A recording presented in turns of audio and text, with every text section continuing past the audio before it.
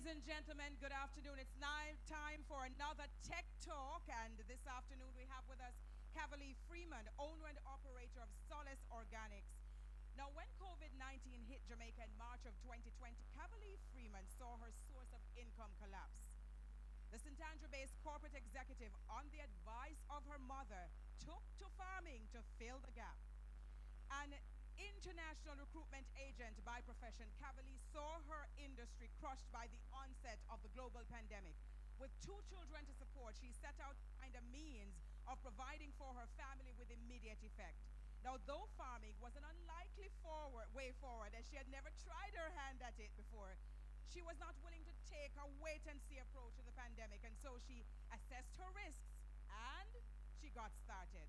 Now, Cavalier knew from the get-go that she wanted to do organic farming to support a healthy way of life, a decision which was sure to make the already challenging journey a steep climb. Nevertheless, she was determined to succeed.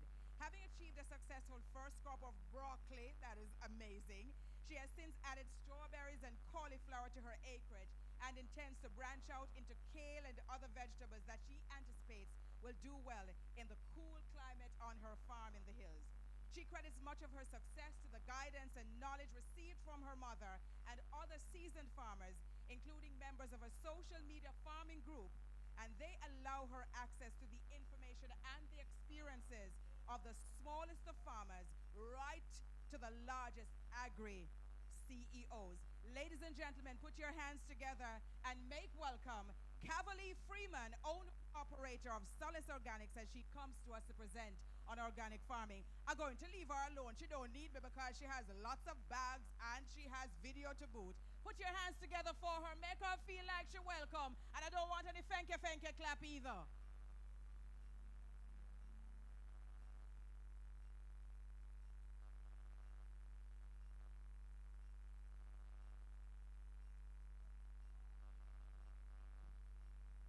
As it was mentioned, in 2020, the pandemic struck and left me with no income. I think a lot of us can probably relate to, having reduced resources and reduced finances during the time of the pandemic. So my mother came to me and said, hey, why don't you try farming? I used to farm. I used to farm broccoli and sell to the supermarkets.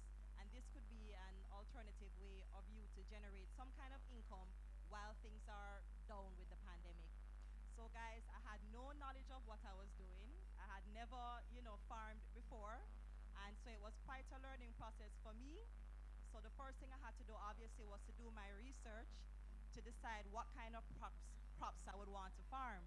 So I decided to do broccoli because obviously with my mother giving me the guidance, I would be able to, learn about the crop and know how to farm the crop. So after starting with farming, I realized that, when I would plant out my suckers, they would get damaged by like the worms and slugs. And I was like, so after all of this hard work of me farming, I'm going to lose my crop to insects and pests. So I said to myself, well, the alternative would be to apply chemicals to my crop. And being someone who is health conscious, I did not want to go that route of using synthetic fertilizers and chemical pesticides. So again, I went back to do my research, social media, talking to other professionals, speaking to my RADA officer, and then I learned various techniques in which I could farm without the use of chemicals. So the first thing I learned is about the manure. So you know that when you have animals or you have livestock, they are consuming, grass and other nutrients that are good for the soil. And so I started to learn about using chicken manure as a way to fertilize the soil. Because when you're planting, you have to put nutrition into the soil in order to help the vegetables grow. So I started off applying chicken manure, and then I learned about rabbits, keeping rabbits. I like to use rabbit manure because it doesn't have an odor, it doesn't have a smell, and it's just as nutritionally beneficial as the chicken manure. So I use chicken manure and rabbit manure in my farming process. So those were the first two things I learned is how do you fertilize the soil and keep your soil healthy. So after that, guys, I learned about how do I control insects and pests from damaging your crop. I know a lot of you can probably relate to me when you put your crops out and then you come out the next morning and you see everything cut down by worms or by slugs. So this is where I said to myself, okay, what am I going to do to keep my crop from being damaged? So again, not wanting to go to chemical insecticides, I did some research and a lot of it was trial and error. So the first thing that we decided that we're going to use garlic and Scotch bonnet pepper, mix it up, and make an insecticide that would help to repel the insects, keep the insects away because, they don't like the scent of certain things. So that was one of the things that we had tried. I started to use neem. I learned about the benefits of using neem as an insecticide, and we have neem plants and neem trees here in Jamaica. So I'll be up and down all over Kingston looking for neem trees, right? Which I would then soak the neem and extract the liquid from the plant that I would then apply to my plants and spray as an insecticide. So after learning more about applying neem oil and other horticultural oils that would help to keep the insects away, I then branched out to utilize certain materials in my farming process. So I have a video I'm going to show and demonstrate to you exactly how we use the manure in the soil, some of the instruments that we use in our farming products, such as cups that we put the suckers in to keep the suckers from. And take a look at the video so you can see more of what it is, the day-to-day process of how I, implement organic techniques on my farm. Can we go ahead with the video, please?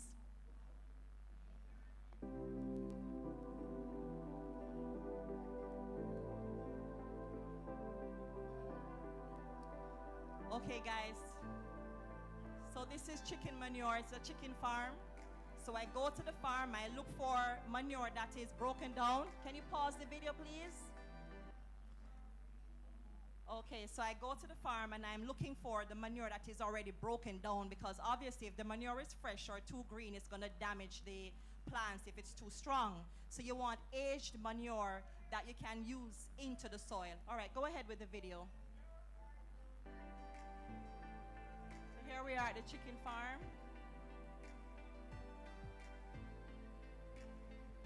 All right. Okay, pause, please. All right, so this is a video of me on my home farm, right? And what I'm doing here, we have a catchment that we've set up underneath my rabbit hutch. As I mentioned to you, I use two types of manure. I use chicken manure and I also use rabbit manure. So what I did was I put a catchment underneath the rabbit hutch, and we had already cleared this, so it's not much. So this is just to demonstrate to you the process. So this would be filled with manure, rabbit droppings, and I will then, extract the manure from the zinc and put it into a bucket. And the great thing about rabbit manure is that you can add it to the soil right away. It won't damage the plants if you put it hot into the soil, right? Go ahead with the video, please.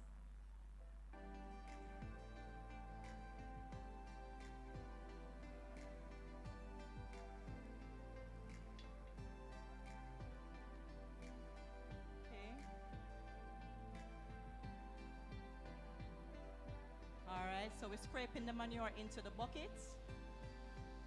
Okay, pause for a second. All right, I know a lot of persons may not like working with manure because you're thinking about the foul smell, especially chicken manure is very, very strong. So as an alternative, you can look at other types of manure, maybe goat manure. In my case, I'm using rabbit manure in addition to the chicken manure. All right, go ahead with the video.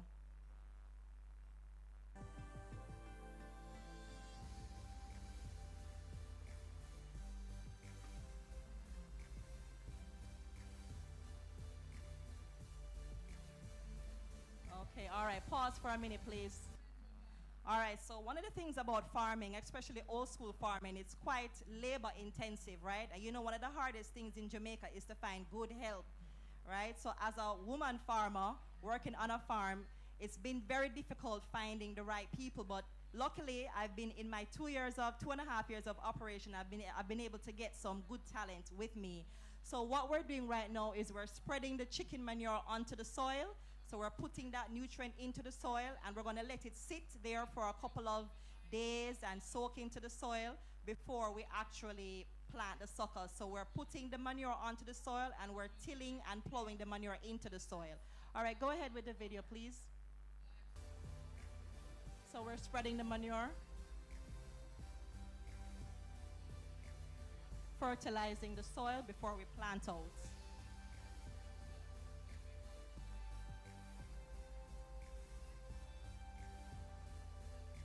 So this is us tilling the soil, and that's me spreading the manure. Guys, this was in the height of the pandemic. I had lost all my income. My mom said to me, you better get to farming, you can make money and you can be independent, you know, create your own food. These are the suckers that we plant out. This is my mother showing me how to plant the broccoli suckers. There's a specific technique to planting broccoli and cauliflower, guys. A lot of people are tempted and they only get the leaves, they don't get any heads. So there's a technique that you have to understand if you want to plant this vegetable. That's me, guys, in the field applying neem leaves. As I mentioned to you, neem is a very good organic insecticide. So I went up and down, I got the trees, soak them in water, and extract the liquid. And I'm actually putting leaves down and applying neem leaves to the broccoli plants. So many different ways in which you can farm without using chemical fertilizers, chemical insecticides. That's me applying the insecticide to the back of the leaves. This is where the caterpillars will lay their eggs. So you have to turn the leaves over and spray the back of the leaves. And we also hand-pick the worms off of the plants as well. We're very aggressive with the hand-picking of the worms and the spraying for insecticides. We do this at least 2 to 3 times per week. And this is imperative because if you don't get rid of the pests, they're going to get down into the head of the broccoli or the cauliflower, and then the head will go bad, obviously, because it's going to start rotting. So once the head starts to form, you have to do a very aggressive initiative to stop the pests from getting into the head and damaging the plants. All right, guys, so after we've done all of that hard work, after we spread our manure, after we apply our insecticide, we actually have some heads coming up. We have cauliflower. This is a broccoli head that we have coming up. We're utilizing mesh to keep, again, another organic material that we're using on our farm. So it's called a brassica mesh. Basically, you're covering the plants to stop the butterflies and the moths, what they call bats. I've heard some persons call them bats. They're actually moths. And you're keeping them off of the vegetables so that they don't get damaged. So this is a head of broccoli, guys. So this is after 3 months of hard work. You get this head, and it's very rewarding going through this experience. Every time you see a vegetable come to fruition, you feel a sense of pride and a sense of joy to know that after all of this hard work, you have your vegetables coming. So it's always a first-time experience every time you see the head of broccoli or cauliflower coming up. As you can see, some of the leaves are damaged again because, you know, it's very difficult to farm organically, but it's really the best way to farm. This is some lettuce, guys. So broccoli and cauliflower, they're 3-month crops. So in between that, how you're gonna eat when you're waiting for 3 months to get, you know, to harvest, to sell your goods. So again, my mother suggested that I do lettuce as a cash crop. It takes a couple of weeks, so we're harvesting lettuce every 3 weeks or so. So this is cut and come again lettuce, guys. So when you cut the lettuce, it springs back. So you can harvest this for about 3 times before you actually have to reap it out and replant. So it's not the traditional lettuce that you may see in the supermarket. This is called mixed lettuce, baby lettuce. They have several names for it. And again, it's cut and come again. So you cut it, and after 2 to 3 weeks, it springs back, and you can cut it one more time, and then after that, it starts to go bitter, so you have to dispose of it. So we do lettuce, broccoli, cauliflower. Okay. Again, having good farm hand is really important, especially as a a woman farmer. You have some certain limitations, let's be honest, physically out there in the farm, right? So having good health is imperative. So I'm very grateful for the help that I have. All right, guys, can you just pause this video 1 minute, please? All right, so when I was starting out, obviously, again, it was in the pandemic. I didn't have a lot of financial resources. So I had to look around in my environment to see what can I utilize within my environment on my farm, right? Because everyone knows to build a greenhouse, it's going to cost you over $1 million or perhaps $2 million. So what I did was I had an old pool on my property that was not being utilized. So, I consulted again with experienced farmers who are already working in the field, successful farmers, and I asked them, what do you think about utilizing this particular piece of structure to farm? And they said, well, you can put a greenhouse, turn it into a greenhouse, and that's exactly what I did. So I converted this old dilapidated pond into a greenhouse, and that is where I grow my strawberries. You can go ahead with the video, please. That's my RADA officer right there, Mr. Rogers. Big up to Mr. Rogers if you're watching this video. So guys, we've irrigated our strawberries. So you can stop right there. Can you go back a little bit, please, so I can show them what the A-frame looks like? All right, guys, so this is called an A-frame, right? A lot of trial and error. When I was starting out, again, I didn't know what I was doing. So we created these shells, and a lot of my plants died because we didn't know that the shells had to be built in a certain way in which every plant can get equal exposure to the sun. So I just built shells that were like bookshelves, and so the shells on the second and the third row died because they couldn't get the sun.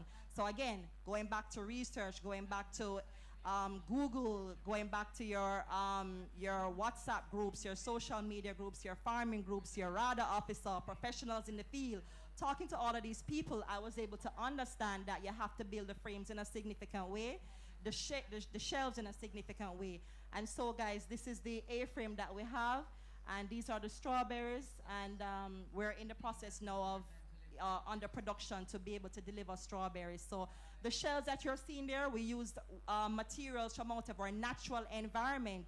So we went into the woods and we cut some wood, and we used the wood, strip it, and use the wood to make the shells there. So we didn't have to go out and buy a lot of ply, which is very expensive. We're able to use some materials from within our natural environment to help to build this structure. So obviously when you're just starting out, you don't have a lot of money, you don't have a lot of resources, it's important to utilize structures that you currently have that you can convert, or things that you can use within your natural environment to help you to achieve the end results that you want. You can go ahead with the video, please. Okay, so that's us pollinating our strawberries. And last but not least, I have 2 children. I have my daughter Eva and my son Cairo. I'm trying to get them to understand the importance to appreciate animals and how they contribute to, obviously, just being independent and operating a farm. So I have ducks, guys, that we use the duck water as manure. I'm feeding them everything we use on our farm. This is broccoli leaves, so when we repot the broccoli, we feed them back to the ducks. So nothing goes to waste on my farm. Everything is utilized in every capacity. And of course, I have integrated the animals, so we also have a little petting, activities on the farm as well. Finally, guys, sales and marketing is very important. I think that's one of the challenges that we have. How do we get our products out to the end market? Okay, thanks. How do we get our products out to the end market?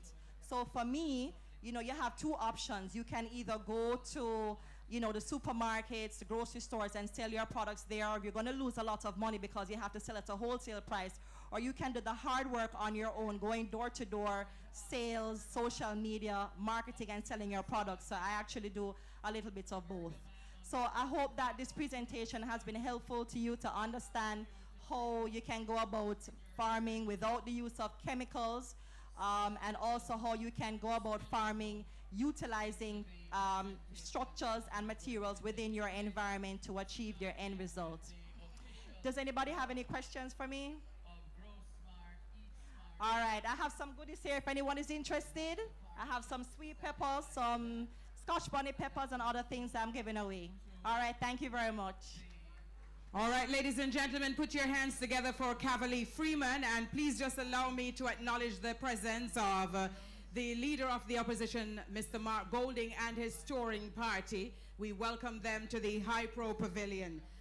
Ladies and gentlemen, if you have any questions, Cavalier is right here, so you can come up and ask of her any question in terms of growing organically. Be mindful, though, of walking in front of the camera. So if you're going to come, please come around this way. Go the other way and come around, and you can engage her in conversation about getting into the market.